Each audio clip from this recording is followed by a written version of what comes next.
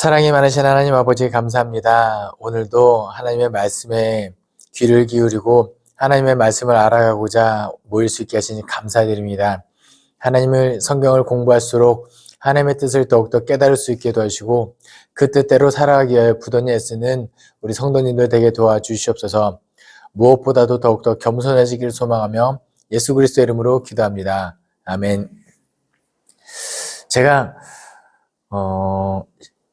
성경 공부를 이제 좀 공식적으로 기도로 시작하는 성경 공부 모임을 진행할 때마다 늘 하는 기도가 있습니다. 뭐냐면 성경에 대한 지식이 쌓일수록 겸손하게 해주십시오. 이 기도를 늘 합니다. 왜냐면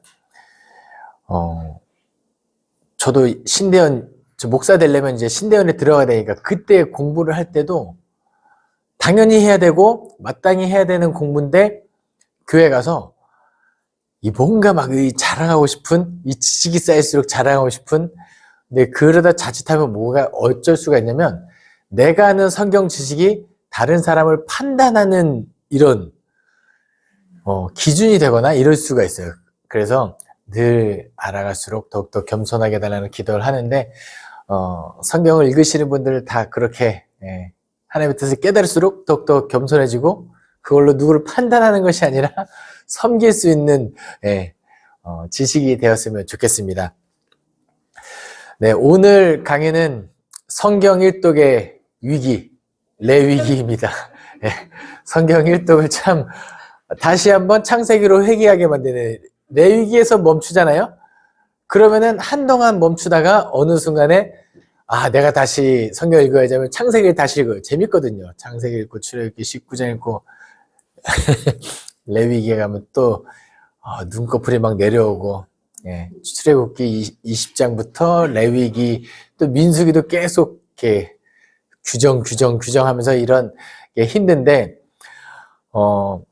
성경에 나오는 단어, 율법이라는 단어가 많이 기록되죠. 율법, 율례, 계명을 지켜라 뭐 이렇게 하는데 이 단어들이 지칭하는 게 모세오경입니다.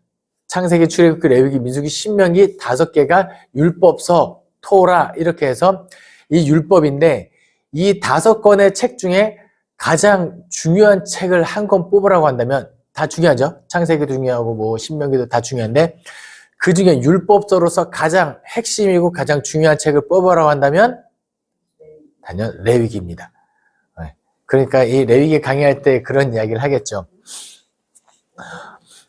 이스라엘 문학은요, 어떤 구조로 되어 있냐면 꺽쇠 구조로 되어 있습니다. 그래서 창세기에서 신명기를 마지막 틀거리, 그 다음에 그 사이에 출애굽기와 민수기 있고 가운데 레위기가 있어요. 그러니까 창세기에서 신명기에서 레위기를 향해서 쭉 들어가는 구조가 유대인의 문학 구조입니다. 성경의 많은 부분들이 이렇게 되어 있어요. 그러니까 궁극적으로 하고 싶은 얘기를 어디다 배치하냐면 정 가운데다 배치를 합니다. 그래서 지금 나누들 이 첫 번째 페이지를 한번 보시면 율법서의 중요한 구조라고 해서 제가 하나 드린 게 있습니다. 그러면은 이제 창세기부터 점점 안쪽으로 들어가는 이제 구조로 되어 있는 게 보이시죠? 창세기. 그리고 이게 약간 데칼코마니 구조로 되어 있어서 지시할 땅으로 가라. 신명기에서는 약속으로 땅으로 가라. 그 다음에 마지막에 창세기에서는 야곱이 12아들을 축복하는 장면이 나오죠. 그 다음에 신명기에서는 모세가 12지파에 대한 축복, 이런 식으로 뭔가 겹치는 게 좀 내용이 한번 보이실 거예요. 그 다음에 출애굽기와 민수기를 보면은 양쪽 다 광야 생활인데 그 가운데 만나 사건, 메추라기 사건, 물 사건 뭐 등등등 이런 것들이 내용이 겹치는 게 보일 거예요. 그 표를 보시면. 그렇게 해서 점점 중요한 곳으로 나아가는데 그것이 어디냐? 레위기 16장으로 나아가신다고 보시면 돼요. 그러니까 율법은 뭐냐면요. 죄를 깨닫게 하고 이게 이런 것들이 죄다라는 것을 규정하는 거잖아요. 뭐 사람을 때리면 그것이 죄다. 그때는 어떻게 해야 된다. 뭐 도둑질하면 그것이 죄다. 그 도둑질한 것을 어떻게 갚아야 된다 등등등이 이제 죄로 말미암아 우리가 더럽게 되고 거룩하지 못하게 되면 거룩하신 하나님이 우리와 함께 하실 수 없기 때문에 다시 한번 거룩하게 만드는, 정결하게 만드는 것이 율법의 핵심이거든요. 근데 그게 다 대부분 어디 기록되어 있다고요? 레위기에 기록되어 있는 거예요. 그럼 레위기는 왜 레위기라는 제목이 붙었을까요? 한 번 더 생각해 보죠. 그렇죠. 레위인들 중에 제사장이 나오고 그들이 다 이런 거룩하게 만드는 이런 직분을 감당하고 있기 때문에 레위기인 겁니다.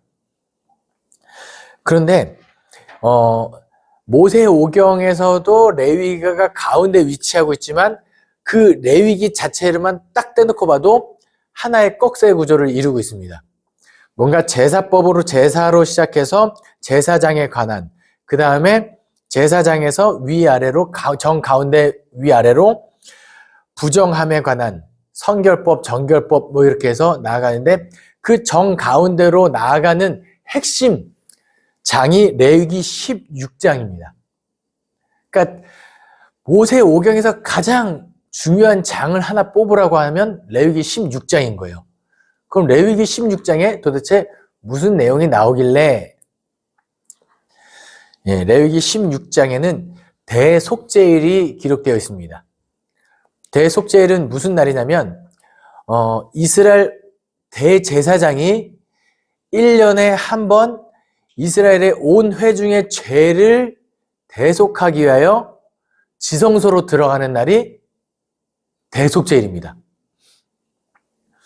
그러니까 원래는 평상시에 죄를 지은 사람이 있으면은 그 죄 지은 사람이 제물을 가지고 와서 직접 그 제물에다가 죄 지은 사람이 안수랍니다. 뭐냐면 내 죄를 이 제물에게 전가하는 거예요. 그리고 직접 그 제물을 잡습니다. 생명을 끊는 거죠. 죄 지은 사람이 직접 잡는 거예요. 제사장이 잡아주는 게 아니에요. 그리고 그럼 제사장은 그 피를 받아다가 어디로 가냐면 지성소, 그러니까 성막 뜰에다가 뿌리고 좀 더 영향력 있는 사람이 죄를 지면 성소 가까이 가서 뿌립니다. 뭔가 영향력이 더 있기 때문에 땅이 더 많이 더러워졌다는 개념에서 더 가까이 가서 뿌려요. 그런데 아무리 영향력 있는 사람이 죄를 지어도 성소까지만이에요. 그러니까 모세, 아론 뭐 이런 사람들이 죄를 지었을 때는 성소까지 가서 뿌립니다. 그런데 지성소로 들어갈 때는 1년에 단 하루 온 이스라엘 회중의 죄를 위하여 들어가는 거예요. 다시 한번 이 대속죄에 대해서 다시 한번 말씀드릴게요. 대제사장이 1년에 한 번 온 이스라엘의 회중의 죄를 속하기 위하여 들어가는 날이 대속죄일이에요. 이렇게 말씀드리면은 이 대속죄일의 개념이 누군가 한 명을 떠올리게 하면 좋아요. 누가? 예수님. 그렇죠. 예수 그리스도. 이 대제사장 되는 예수 그리스도에 관한 내용이 히브리서에 잘 기록되어 있는데요. 맞아요. 대속죄일이 중요한 게 뭐냐면 결국은 온 인류의 죄를 구원하시는 예수 그리스도의 속죄일을 의미하는 거기 때문이에요. 나중에 뭐 예수님 십자가에 달려 돌아가실 때 이제는 성소와 지성소의 휘장이 갈라지고 우리가 예수 그리스도의 보혈을 힘입어 지성소에 들어갈 담력을 얻었다. 뭐 히브리에서는 그렇게까지 이야기하는데 어쨌든 레위기에서 가장 중요한 내용이 뭐냐? 바로 이거예요. 대속죄일. 어쨌든 온 이스라엘, 온 인류의 죄를 속하기 위한 날이 준비되어 있다는 거, 예비되어 있다는 거. 그래서 레위기는 그 규정이 굉장히 중요하니까 여러분께서 레위기를 읽기 전에 그동안의 레위기는 졸린 책, 내 위기 같은 책이었지만 이제 그런 책이 아니라 정말 중요한 내용을 담고 있구나. 우리의 구원의 핵심이 이 레위기에 기록되어 있구나. 그런데 이 중요성을 잘 알아도 막상 통독이 시작되면 이영호 목사님이 얘기한 중요성은 하나도 눈에 들어오지 않고 문자는 양을 잡고 소를 잡고 피를 뿌리고 어떻게 하고 불태우고 막 이런 내용이 계속 나오면 졸리기 마련입니다. 그래서 레위기 1장부터 한번 나눠 볼게요. 1장부터 6장까지는 다양한 제사에 관한 규정이 나오는데요. 먼저 1장부터 3장에는 번제, 소제, 화목제가 나옵니다. 레위기 1장부터 6장 7절까지는 총 5개의 제사가 나오거든요. 번제, 소제, 화목제, 속제제, 속건제인데 이 제사의 의미가 다 있습니다. 먼저 번제, 소제, 화목제는 감사의 제사라고 해서 뭔가 기쁜 일이나 이런 것들 우리가 보통 감사 헌금 드릴 때 이 개념이라고 보시면 될 것 같습니다.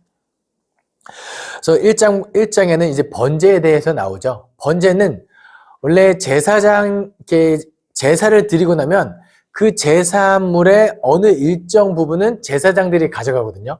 그들이 먹을 음식이 되기도 하고 그들이 먹을 소득이 되기도 하고 하는데 번제는 그런 거 일절 없습니다. 다 태워버리는 게 번제입니다. 예. 그리고 번제는 주로 언제 드리냐면 하나님 앞에 죄를 지었을 때 지성소나 성물이나 이런 것들을 잘못 만지거나 이랬을 때 이제 번제를 드립니다. 그럼 소제는 어떤 제사냐? 소제는 저기라고 보시면 돼요. 가루로 드리는 제사가 소제라고 보시면 돼요. 예전에 누가 이런 장난을 한 적이 있어요. 왜 아벨의 제사는 받고 가인의 제사는 받지 않았냐? 가인은 곡식을 드렸고 아벨은 육식을 드렸다.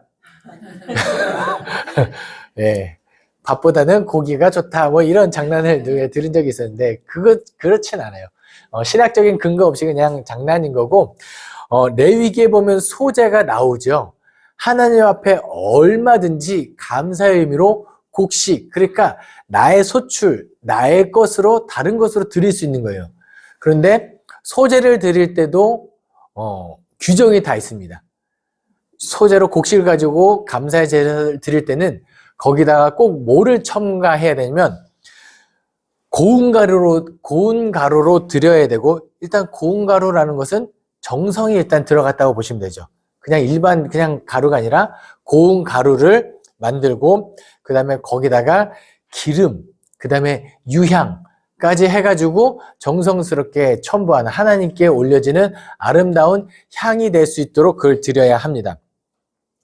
그리고 때로는 이 고운 가루 반죽으로 만든 무교병으로 이제 만들 수도 있거든요. 그런 걸 할 때는 이제 소금까지 첨부해야 되는. 그러니까 광야에서 소금을 얻는 것은 쉽지 않았겠죠. 그리고 이스라엘 땅 자체에서도 이제 소금은 대부분 암염에서 나오고 해서 소금은 어렵지만 소제를 드릴 때는 반드시 그 귀한 것들을 다 드려야 된다. 소제로 드릴 수가 있어요. 화목제는 이제 축제라고 보시면 됩니다. 내가 좋은 일이 있어요. 그리고 이 좋은 일이 있을 때 이것을 함께 나누겠습니다 라는 개념이 잘 들어있는 게 화목제입니다. 화목제는 축제 같은 제사라고 보시면 돼요. 내가 오늘 이 좋은 일이 있으니까 이 기쁨을 함께 나누고 싶습니다 하고 제물을 가져오죠.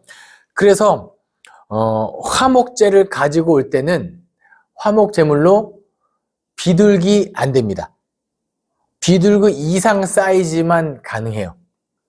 어린 양, 어린 염소, 송아지까지가 가능합니다. 그쵸? 요즘에 1인 1닭이라고 하는데 나눌 게 없죠. 비둘기 한 마리로 화목제를 드리고는 나누는 게 아니라 나 혼자 먹고 끝내겠다는 뜻이기 때문에 이거는 그렇죠. 나누기 위해서는 여러 거 함께 나누기 위해서는 축제가 되려면은 그 이상의. 그런데 레위기 19장에 가면은 이제 화목제에 대한 규정이 다시 쭉 나오는데 어떤 규정이 나오냐면요. 그 제물을 드리는데 다음 날까지만 먹을 수 있어요. 그것이 서원의 제사가 되면은 하루 더, 셋째 날까지는 먹을 수 있지만 그 이후에 남는 제물들은 다 불살라 버려야 됩니다. 왜 그렇게 하셨을까요? 제가 만약에 기쁜 일이 있어서 송아지 한 마리를 잡았다고 가정해 보겠습니다. 그래서 이 성경 공부하시는 분들 여기 계신 분들이랑 나눠 먹으면 오늘 먹으면은 소 한 마리 다 먹을 수 있을까요? 우리끼리? 그럼 내일까지 먹으면 아침, 점심, 저녁 소고기만 먹으면 셋째 날까지는 못 먹어요. 못 먹습니다. 보통 사람이 무한리필 고기 뷔페에 가서 1kg만 고기만 먹었을 때 손익분기점을 넘어간다. 예, 그때부터 고기 1kg를 먹어야 이제 뷔페에서 본전을 뽑는 건데 대부분 1kg 못 먹습니다. 예, 느끼하고 배부르고 해서 고기만 1kg 먹는 건 불가능한데 소 한 마리가 보통 몇백 킬로 되죠. 예, 그러니까 셋째 날까지 우리끼리는 죽었다 깨나도 못 먹어요. 그러면은 그 아까운데 버립니까? 어떻게 하면은 다 먹을 수 있죠? 사람을 더 부르면 됩니다. 더 불러서 이영호 목사 아는 사람을 더 불러 모은다고 해볼게요. 그러면 지금 끼껏해야 우리 부목사님들 이렇게 또 모아도 그것을 이틀 만에 다 먹기 힘들어요. 그냥 닥친 대로 참여하게. 그러니까 뭐냐면 화목제물로 해서 이거 나눴을 때는 내가 좋아하는 사람 불특정 소수가 아니라 특정 소수가 아니라 불특정 다수에게 모든 사람들이 다 참여할 수 있게 하는 것이 화목제예요. 그래서 예수님을 화목제물이 되셨다라고 합니다.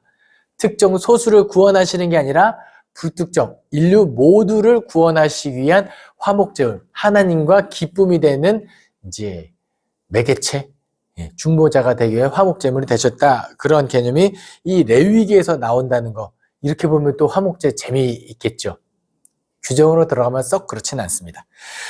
그 다음에 이제 레위기 4장부터 5장 13절까지는 속죄제가 나옵니다. 속죄제는 뭐냐면 정화의 제사라고 하는데 말 그대로 죄를 속하는 제사가 되겠죠. 그럼 이 제사는 언제 드리냐? 그리고 누가 하느냐? 모든 사람이 정해진 날에 드리시면 됩니다. 우리가 교회 와서 기도할 때 하나님께 거의 빼먹지 않고 해야 되는 기도가 있어요. 뭐냐면 회개 기도입니다. 이렇게 많이 잘못들 하고 사시는 건 아니지만 하나님 앞에 서면 우리는 늘 죄인이에요. 하나님 앞에 서면 그 하나님의 빛이 비추면 내가 알게 모르게 지었던 이 붙어있는 먼지들이 드러나기 마련이거든요. 그러니까 속죄제는 모든 사람들이 다 드려야 되는 죄 고백 같은 제사가 속죄제입니다. 그러니까 모든 사람이 다 드려야 되니까 부자도 드려야 되고 가난한 사람도 드려야 되는 게 속죄제죠. 그러니까 부자는 좀 내가 여력이 되면 하나님 내가 죄송합니다 하면서 서로 제사를 드리고 좀 더 실제로 큰 죄를 짓고 살았다 싶으면은 이렇게 아니면 영향력 있는 사람들 이런 사람들은 속죄제로 송아지 큰 재물을 잡아야 됩니다. 그러니까 박봉근 담임 목사님이 죄를 지을 때보다 제가 지을 때 재물이 더 작아지기 마련이죠. 왜냐? 담임 목사님은 우리 교회에서 훨씬 영향력이 있으니까. 그래서 담임 목사님은 더 힘든 자리인 것 같습니다. 어쨌든 모든 사람이 다 드려야 되는 제사인데 송아지를 살 수 있는 돈이 모든 사람이 있는 거 아니죠. 염소, 어린 양도 버거운 사람들이 있거든요. 그런 사람들을 위해서는 하나님께서 산비둘기를 가지고 드려도 된다라고 이야기합니다. 하나님께서 배려가 많으시죠. 그런데 산비둘기도 버거운 사람이 있어요. 치킨 한 마리 못 먹는 사람이 있겠죠. 그런 사람들도 속죄제를 드려야 되는데 그런 사람들은 소제로 드려도 됩니다. 그러니까 피 흘림이 없는 제사만 하나님께서 받으시는 건 아닌 거예요. 그러니까 가인과 아벨 제사에서 아벨의 제사는 피 흘림이 있기 때문에 희생 제사이기 때문에 받은 게 아니라는 것이 여기서 드러나는 건데요. 소재 고운 가루를 가지고 와서 속죄제를 드려도 돼요. 그런데 이 속죄제로 드리는 소제에서는 뭐를 빼냐면 기름, 유향, 소금 이런 거 다 뺍니다. 왜요? 가루보다 그게 더 비싸요. 예. 그러니까 하나님의 배려는 소제를 드릴 때 가난한 사람도 얼마든지 속죄제를 드릴 수 있게 해주는 그 하나님의 배려가 이 속죄제에 잘 드러나 있습니다. 그러니까 이게 뭐냐면 하나님의 배려가 우리끼리의 배려도 돼야 되는 거예요. 만약에 근데 진짜 가루까지도 못 드리는 사람이 있다면 어떻게 하면 될까요? 그 사람은 송아지를 드릴 수 있는 여력 있는 사람이 가루를 나눠주면 됩니다. 나에게 있는 것을 그 사람이 드릴 수 있도록 내가 대신하는 건 아니지만 그것을 구워줌으로 아니 그냥 내어줌으로 그 사람도 속죄제를 드릴 수 있게 해주면 됩니다. 배상의 제사 이제 5장 14절부터 6장 7절까지는 속건제가 나오는데요. 속건제는 뭐냐면 배상의 제사예요. 뚜렷한 죄가 있을 때 드리는 제사인 거예요. 특히 성소에 관하여 이제 하나님의 성물 같은 거 내가 만약에 평소에 저는 도둑질은 안 하죠. 여기서 도둑질을 하시는 분 없다고 저는 그렇게 가정하고 가겠습니다. 그런데 견물생심이다 이런 말 있잖아요. 마음으로 품은 죄도 죄다 할 때는 그래서 우리는 속죄제를 드려요. 마음으로 품은 죄. 근데 뚜렷하게 드러난 죄, 도둑질을 실제로 했다. 그럴 땐 속건제를 드리는 거예요. 예. 그리고 그 훔친 물건의 5분의 1을 더 주거나 규정에 따라서는 4분의 1을 드릴 때도 있고 어쨌든 추가로도 이자 쳐서 갚아야 되는 이 배상의 제사가 속건제가 되겠습니다. 예. 그러니까 속건제를 드리면 이제 경찰서에 끌려갈 일도 있으니까 가급적이면 우리는 속죄제에서 마무리할 수 있었으면 좋겠습니다. 이렇게 1장부터 6장 7절까지는 쭉 5가지 제사, 번제, 소제, 화목제, 속죄제, 속건제에 대해서 쭉 기록되어 있습니다. 그리고 나서 6장 8절부터 7장까지는 앞에 언급된 제사들을 다시 한번 쭉 요약해서 누구한테 알려주냐면 제사장에게 알려줍니다. 아론에게 알려주는 거겠죠. 이 당시에는 모세가 받은 것을 아론에게 알려줍니다. 형이라고 불렀겠죠. 아론이 형이니까. 형, 하나님께서 나에게 말씀하셨는데 제사들의 번제는 소제는 화목제는 이렇게 하래. 이거 드릴 때는 이런 옷을 입어야 되고 제사장답게 복식을 하나님께서 말씀하신 대로 제사장의 복식도 잘 갖추고 정성스럽게 나아가야 돼. 조심해. 그렇게 안 하면 죽을 수도 있어. 뭐 이렇게 아마 모세가 잘 설명해 줬을 것 같습니다. 그래서 6장 8절부터 7장까지는 번제, 소제, 속죄제, 속건제, 화목제에 대한 제사장들의 규례, 그 다음에 피와 기름은 먹지 말라. 그리고 여기 또 어떤 규정이 나오냐면 화목 제물 중에서 제사장들이 받을 소득을 이제 남겨주고 있습니다. 그런데 재미있는 게 있어요. 나중에 신명기나 이쯤 되면은 구제할 때 뭔가 너희들은 고아와 과부와 객 그리고 레위인을 위하여 11조를 드리라고 나옵니다. 가난하고 어려운 사람들의 명단에 대상에 레위인이 들어가는 것은 좀 의외죠. 제사장 정도 되면 어느 정도 복식도 갖추고 제사도 드리고 뭔가 많이 대접받고 하는 느낌이 있잖아요. 그런데 왜 레위인이 이 구제 대상에 들어갔을까요? 그 이유는 하나님께 예배하는 사람들이 그만큼 줄어들었기 때문에. 보세요. 레위인들의 제사장들의 소득은 어디서 와요?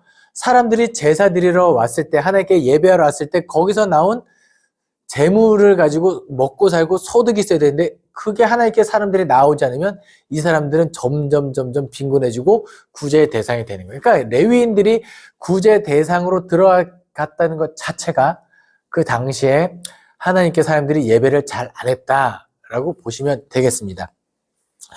어쨌든 제사장들의 받을 소득이 이제 7장까지 이렇게 기록되어 있고 레위기 8장에서는 드디어 제사장이 세워집니다.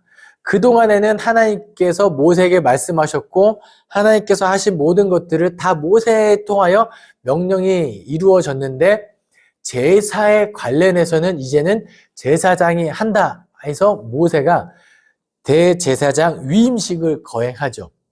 하나님께서 명령하신 대로 모세가 아론이 먼저 자기를 위한 제사장을 위한 속죄제를 드리고 뭐 머리에다가 기름을 붓고 뭐 기타 등등 해서 제사장 위임식이 됩니다.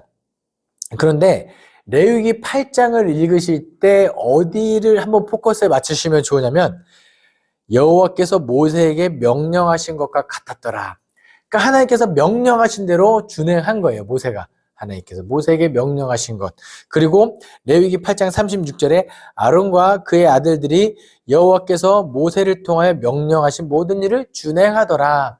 그 다른 겁니다. 율법의 핵심은 명령하신 것을 더해서도 안 되고 덜해서도 안 되고 그대로 하나님의 말씀대로 순종하고 나아가는 것이 율법의 핵심이다.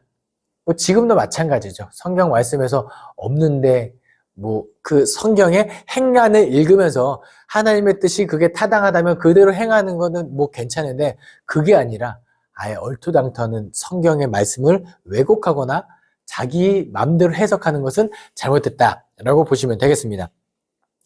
그리고 아론이 대제사장이 되고 레위 9장에서 첫 제사를 드립니다.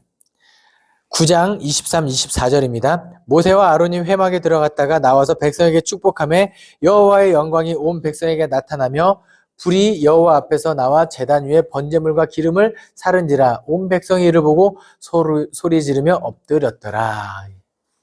참 감격스러운 예배였겠죠. 이제 아론이 대제사장이 되어서 첫 제사를 그렇게 드리는 것으로 딱 아름답게 해피엔딩으로 끝나면 좋은데 레위기 10장에 누가 죽느냐?